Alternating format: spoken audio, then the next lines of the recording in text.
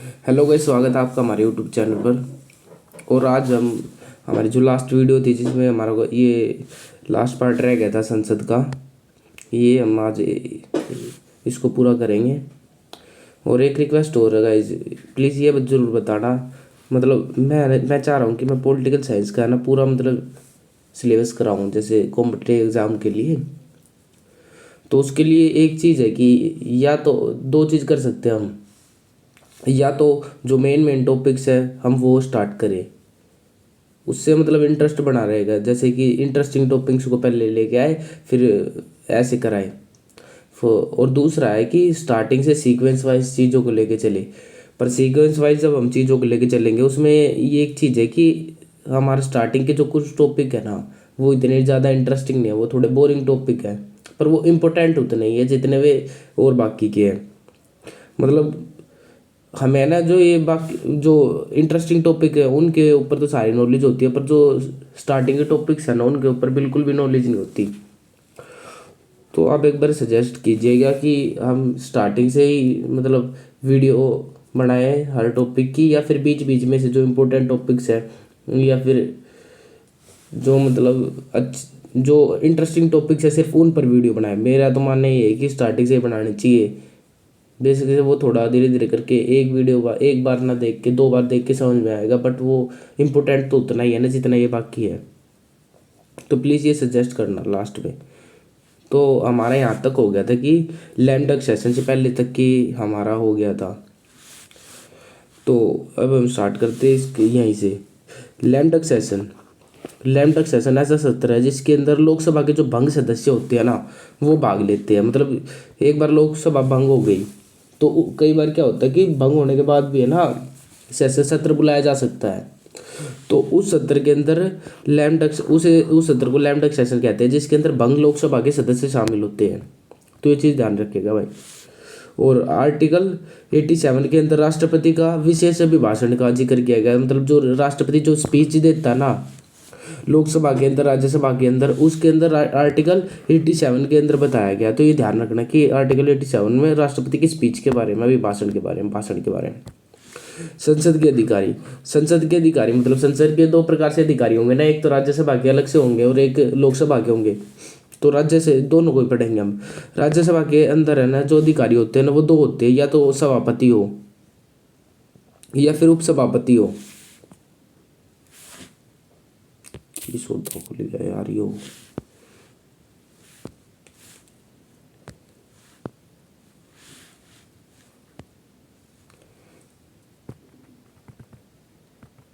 Sorry guys. तो मतलब दो अधिकारी होते हैं राज्यसभा के अंदर, एक सभापति और एक उपसभापति। सभापति अगर जब सभापति नहीं है ना तो तभी उपसभापति उसका मतलब संसद को आगे बढ़ाए, मतलब कार्य को आगे बढ़ाएगा, या फिर मतलब जो मीटिंग होगी उसकी देख रेख करेगा, या उसको लीड करेगा। जब तक सभापति है ना तो तब तक तो सभापति करेगा, पर कई बार होगा सब सभापति नहीं होगा तो उसके अलावा उस समय पर उपसभापति का ये अधिकार है कि वो संसद का नेतृत्व करे।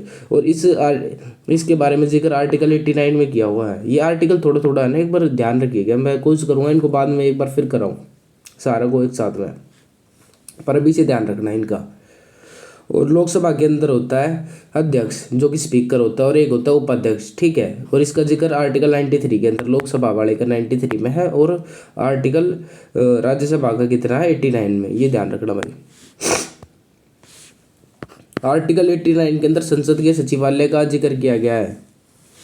ये भी ध्यान रखना कि आर्टिकल 98 के अंदर संसद के सचिवालय का जिक्र किया गया है।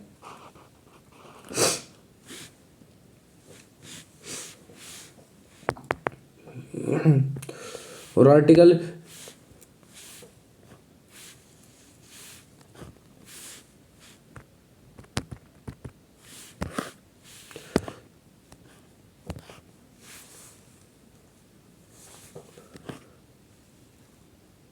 आर्टिकल 99 के अंदर संसद की शपथों का जिक्र किया गया है कि संयुक्त रूप से कि जो सांसद जो होंगे ना उनको है ना उनकी सारी जितनी भी शपथें होगी ना वो राष्ट्रपति दिलाएगा। राष्ट्रपति के द्वारा उनको है ना शपथ दिलाई जाएगी कि हम अपने कार्य को कैसे कैसे करेंगे। इसका जिक्र आर्टिकल 99 के अंदर है, ये ध्यान रखना। और आर्टिकल 100 के अंदर है संसद की गणपूर्ति के सदस्य संसद की गणपूर्ति के बारे में कि संसद सत्र तभी स्टार्ट होगा ना जब उसका मतलब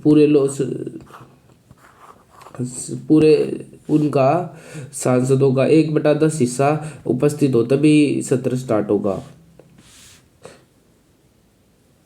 और आर्टिकल 101 के अंदर है कि स्थानों का रिक्त होना मतलब किसी भी सांसद को कब हम हटा सकते हैं, इसका जिक्र किसके अंदर है, आर्टिकल 101 के अंदर। तो ये भी ध्यान रखना भाई, ये कारण है जिन पर हम किसी भी सांसद को हटा सकते हैं कि लगातार 60 दिनों तक सदनों की बैठकों में उपस्थित ना हो, कि भाई कोई सदस्य लगातार 60 दिन सदनों की बैठक में उपस्थित ना हो।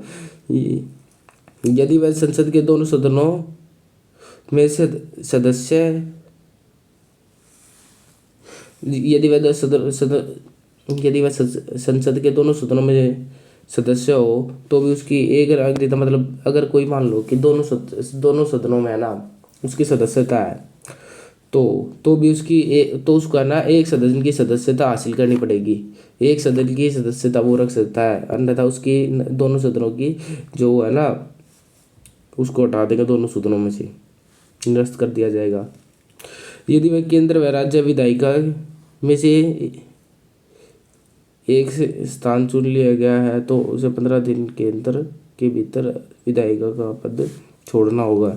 अध्यक्ष उसका संसद का पद मतलब अगर मान लो कोई केंद्र विधानसभा में भी है और उसके अंदर भी आ गया और राज्य विधानसभा के अंदर भी है तो भी है ना उसको केंद्र विधानसभा के अंदर बने रहने के लिए राज्य विधानसभा का ना अपनी वो सदस्यता छोड़नी पड़ेगी, अन्यथा उसको है ना 15 दिन के अंदर ये करना पड़ेगा, नहीं तो है ना उसको केंद्र की भी चली जाएगी और स्टेट की भी राज्य की, हाँ स्टेट की भी चली जाएगी।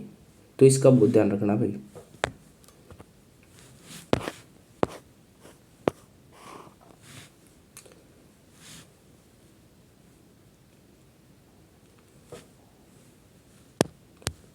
नेक्स्ट भाई सांसदों को कैसे हटाया जाता है, इसका जिक्र किसके अंदर है, आर्टिकल 102 के अंदर किया गया है। सांसदों को किन किन कारणों से हटाया जा सकता है इसका जिक्र कहा है आर्टिकल 102 के अंदर कि कोई लाभ के पद पर ना हो या कोई पागल वागल ना हो, दिवालिया ना हो, इन सब चीज़ों के कारण भी सांसदों को हटाया जा सकता है। और ये आर्टिकल कुछ सांसदों के जो कुछ विशेष अधिकार है ना उनके बारे में कहाँ जिक्र किया गया है 105 के अंदर कि भाई उनको डायरेक्ट न्यायालय में नहीं ले जा सकता, मतलब पहले नोटिस वगैरह देना पड़ेगा ऐसा कुछ। अरे भाई उनको कुछ है ना फिर विशेष अधिकार वो जो अलग अलग फील्ड से होते हैं, मतलब अलग अलग तरीके से उन सब का जिक्र है ना किसके अंदर है, सांसदों के विशेष अधिकार का जिक्र है ना आर्टिकल 105 के अंदर किया गया, ठीक है। और ये क्या है संसद के कार्य की, हाँ भाई संसद का कार्य है, मतलब संसद कैसे कार्य करती है या कैसे किसी भी मतलब रूल को है ना कानून बनाती है। तो देखो संसद के अंदर है ना राज्यसभा लोकसभा होगी, विधेयक होते हैं, मतलब पहले कोई भी संसद के अंदर है ना कोई भी मतलब विधेयक आएगा तो पहले राज्यसभा लोकसभा दोनों में से विधेयक जाएगा, फिर उसके बाद में ना राष्ट्रपति के पास जाएगा, राष्ट्रपति उसको साइन करेगा। साइन करने के लिए कई बार बाध्य होता है, कुछ के अंदर की राष्ट्रपति बाध्य होता है, कुछ के अंदर राष्ट्रपति के पास ये अधिकार होता है कि राष्ट्रपति के पास ये अधिकार होता है कि उसको अपने पास रख सकता है, यानी अपने पास संभाल के रख सकता है, यानी उसको रिजेक्ट भी नहीं करेगा, कई बार रिजेक्ट करके उनको दोबारा चर्चा के लिए भेज सकता है, कई बार उसको अपने पास ही रख सकता है। 3 ही अधिकार होते हैं और एक बार उसको सीधा पारित कर सकता है। तो ये ध्यान रखेंगे भाई, इसका जिक्र है ना कि राष्ट्रपति के पास जाएगा और राष्ट्रपति साइन के लिए, तो इसका जिक्र आर्टिकल 111 के अंदर किया गया है कि पहले राज्यसभा फिर लोकसभा फिर उसके बाद में राष्ट्रपति। इसका जिक्र किसके अंदर है 111 के अंदर, ठीक है, ये ध्यान रखना तीनों के तीनों। और राष्ट्रपति के पास उसको 3 मतलब ये अधिकार होते हैं।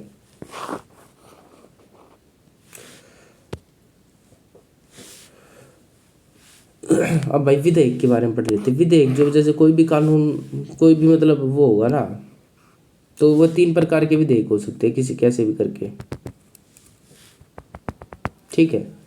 3 प्रकार के विधेयक होते हैं जो संसद के अंदर आते हैं। पहला है साधारण विधेयक जो कि नॉर्मल विधेयक है। दूसरा है वित्त विधेयक, यार ये पेन भी काम ना कर रहा, नजर लाग किसी विधेयक, वित्त विधेयक। तीसरा है हाँ चल गया सही तरह। तीसरा है संविधान संशोधन वाले विधेयक। मतलब 3 प्रकार के विधेयक, तो नॉर्मल विधेयक, साधारण विधेयक, दूसरा वित्त विधेयक है, और तीसरा है संविधान संशोधन वाले विधेयक। इसके साधारण संशोधन मतलब साधारण विधेयक का जिक्र किसके अंदर, आर्टिकल 107 के अंदर है। और संविधान संशोधन का जिक्र किसके अंदर है, आर्टिकल 368 के अंदर। अब है नहीं, ये जो वित्त विधेयक है ना, फाइनेंशियल विधेयक, इनको भी 2 पार्ट्स में डिवाइड किया गया आगे चल के, ठीक है। पहला है धन विधेयक, दूसरा ऐसे विधेयक जो धन विधेयक नहीं है। मतलब सीधी सी डेफिनेशन, एक धन विधेयक, एक ऐसा विधेयक जो धन विधेयक नहीं है, ठीक है। धन विधेयक का जिक्र किसके अंदर है, आर्टिकल 110 के अंदर।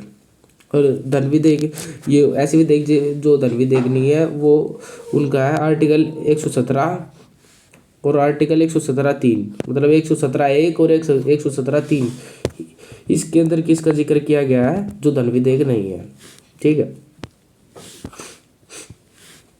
ये डेफिनेशन भी दे रखी है भाई। ऐसे विधेयक जो वित्त विधेयक या ऐसे विधेयक जो वित्त विधेयक या संशोधन विधेयक नहीं है, उन्हें क्या कहते हैं, साधारण विधेयक कहते हैं। सिंपल सी डेफिनेशन। जो वे दोनों ना, वो तीसरा है। जो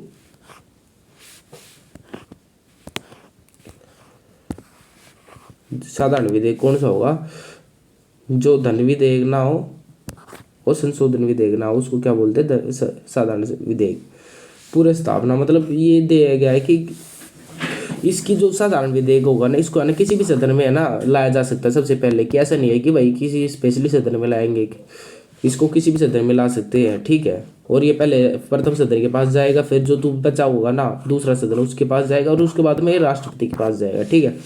3 मतलब कोई भी विधेयक आता है ना, उसको उसके ऊपर 3 बार चर्चा होती है। प्रथम वाचन, द्वितीय वाचन और तृतीय वाचन। मतलब प्रथम वाचन में क्या है, पुरस्तावना। मतलब सबसे पहले उसके ऊपर क्या होगा, अनुमति मांगी जाती है कि मतलब कि हम इस विधेयक को लेके आए, इंट्रोड्यूस करना, मतलब उसको लेके आए हैं, तो उसके ऊपर कैसे मतलब बातचीत करनी है। मतलब पहले जो सभापति होगा उससे, उसी के अंदर मतलब पार्लियामेंट के अंदर सबसे पहले उसके बारे में मतलब चर्चा की जाएगी। मतलब चर्चा नहीं होगी, पहले है ना अनुमति मांगी जाएगी कि सर हम इसको लेके आए हैं, ये वो करके कोई भी सभापति से मांगेगा, या जो दूसरे लोकसभा के अध्यक्ष हैं उनसे मांगेगा।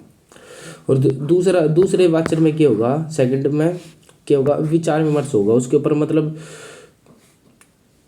क्या होगा कि सेकंड में ना उसके ऊपर है ना क्या होगा, उसके ऊपर विचार होगा कि भाई ये क्या है, मतलब कि इसके ऊपर पूरी मीटिंग होगी, ये ठीक है, ये विधेयक आ रहा है या जो भी है, उसके ऊपर पूरा विचार विमर्श होगा। उसके बाद में लास्ट में होगा मतदान। 3 हो गए, पहले में मतलब स्टार्टिंग होगी उसकी इंट्रोडक्शन की तरीका, फिर उसके बाद में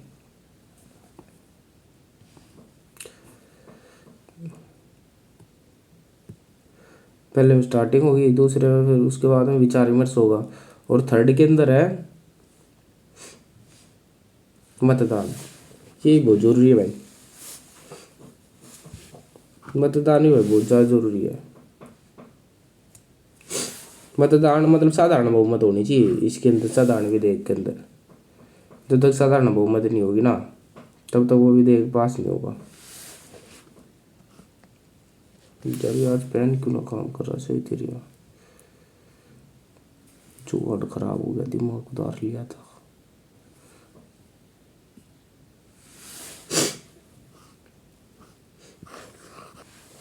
तो किसी तो काम चलाऊंगे भाई, जैसा भी अभी हो।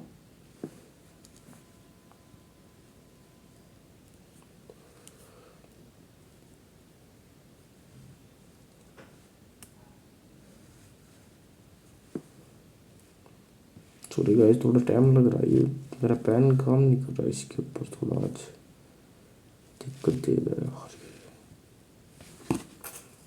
सारा सिस्टम ठीक था, चलो अभी इससे काम चल जाएगा आपसे।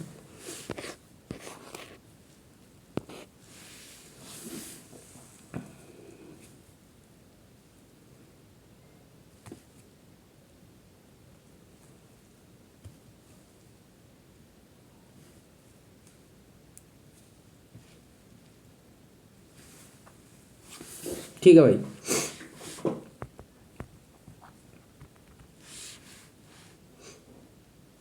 और इसके लिए ना साधारण बहुमत की आवश्यकता है।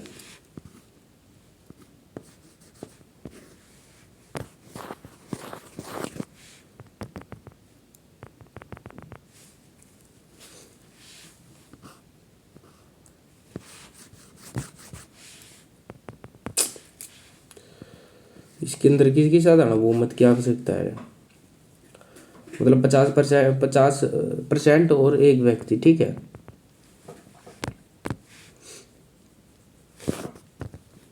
और धन विधेयक, नेक्स्ट हमारा धन विधेयक। धन विधेयक का क्या है ना, धन विधेयक का उल्लेख कहाँ किया गया है, आर्टिकल 110 के अंदर, ठीक है। कोई विधेयक धन विधेयक है या नहीं, इसका अंतिम मतलब जो भी कोई विधेयक धन विधेयक है या नहीं, इसका लास्ट डिसीजन कौन करेगा, लोकसभा का अध्यक्ष, ठीक है। और ये सबसे मेन चीज़ है कि इसकी पूरा स्थापना, मतलब सबसे पहले इसकी स्थापना कहाँ होगी, केवल किसके अंदर, लोकसभा के अंदर। केवल लोकसभा के अंदर ही इसकी फर्स्ट मतलब इंट्रोडक्शन, इसका पहली बार इसको है ना लोकसभा के अंदर ही लाया जा सकता है, और किसी भी सदन के अंदर इसको लाया नहीं जाएगा। इसके ऊपर भी सेम ही चीज़ है, लोकसभा के फर्स्ट रीडिंग, सेकंड रीडिंग और थर्ड रीडिंग। फर्स्ट रीडिंग में पुनः स्थापना, सेकंड रीडिंग में विचार विमर्श, और थर्ड रीडिंग में क्या है, मतदान, ठीक है। पहले लोकसभा के अंदर होगा, फिर राज्यसभा के अंदर, ठीक है। इस विधेयक पर 15 दिनों से, मतलब ये लोकसभा के ऊपर है ना, ये वो भी होता है कि लोकसभा अगर लोकसभा ने इसे पारित कर दिया ना, तो राज्यसभा को 15 दिन के अंदर इसे पारित करना ही आवश्यक है, मतलब जरूरी है। 15 दिन के अंदर लोकसभा को इसको पारित करना ही पड़ेगा। और इसके पास है ना राष्ट्रपति, मतलब इसके अंदर है ना, इसके संदर्भ में राष्ट्रपति के पास 3 अधिकार है। या तो वो अनुमति दे देगा, या तो वो इसको सुरक्षित रख सकता है, मतलब 2 अधिकार है, सॉरी। या तो उसको इसके ऊपर अनुमति देगा, या इसको सुरक्षित रख सकता है, मतलब ये नहीं है इसको वापस नहीं भेज सकता, ये ध्यान रखना कि इसको वापस नहीं भेज सकता। या तो अनुमति देगा, या तो इसको अनुमति देगा, या फिर पारित करेगा, मतलब अपने पास रख लेगा संभाल के। सॉरी गाइस, ये हम इसके अंदर है, ये राष्ट्रपति का भूल गए। इसके अंदर 3 अधिकार है। पहला मतलब प्रथम सदन के अंदर, दूसरा द्वितीय सदन के अंदर, थर्ड है राष्ट्रपति के पास है ना, मतलब पहले सदन में जाएगा, फिर दूसरे सदन में। और इसके अंदर है ना, जो हमारा साधारण विधेयक था, राष्ट्रपति के पास 3 अधिकार है। पहला क्या, अनुमति देगा, दूसरा क्या, सुरक्षित रख लेगा, तीसरा पुनः वापस भेज देगा, ठीक है। इसके अंदर साधारण विधेयक के अंदर राष्ट्रपति के पास 3 अधिकार है, और धन विधेयक के अंदर राष्ट्रपति के पास सिर्फ 2 ही अधिकार है, ठीक है। और लास्ट है भाई संविधान संशोधन विधेयक। संविधान संशोधन का विधेयक का जिक्र है ना,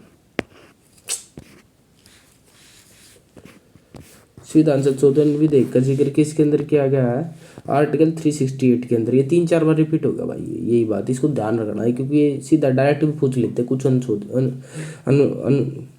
अनुच्छेदों के बारे में, आर्टिकल्स के बारे में।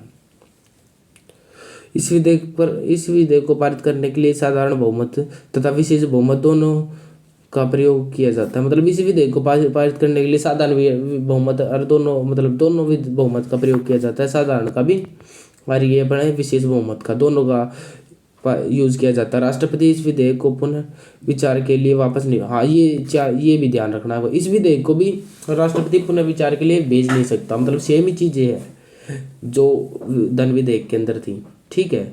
पर इसके अंदर थोड़ा थोड़ा फर्क है कि इसके अंदर क्या है, इसमें विशेष बहुमत और साधारण बहुमत दोनों से, मतलब दोनों का प्रयोग किया जा सकता है पारित करने के लिए। और इसके अंदर क्या है, राष्ट्रपति के पास क्या है, दोनों के पास ही सेम अधिकार है, मतलब दोनों के संदर्भ में राष्ट्रपति भेज नहीं सकता, वापस नहीं भेज सकता चर्चा के लिए, या तो उसे पास करना पड़ेगा, या तो अपने पास उसको संभाल के रखना ही पड़ेगा। इसी ये दोनों चीज किसके अंदर है, धन विधेयक और ये अपना लास्ट का विधेयक था संशोधन विधेयक, इन दोनों में यही है कि राष्ट्रपति वापस पुनर्विचार के लिए नहीं भेज सकता, सिर्फ साधारण उसको ही भेज सकता है। और गाइस इसमें इस वीडियो में थोड़ी सी ना गड़बड़ सी होगी, ये मेरा लास्ट में नहीं आके पेन, ये जो मैं यूज़ करता हूँ ना जुगाड़ बना के, ये काम नहीं किया, तो थोड़ी सी लास्ट में थोड़ी गड़बड़ होगी, पर कोई नहीं, पूरी वीडियो कंप्लीट होगी अच्छे से। ये सही होगा। तो गाइज इसके बारे में बताना कि वीडियो कैसी थी, आपको कैसी लगी, अपना रिव्यू बताना, और जो कमी हो वो भी बता देना। थैंक यू वेरी मच, और लाइक भी कर देना वीडियो को। कैसे भाई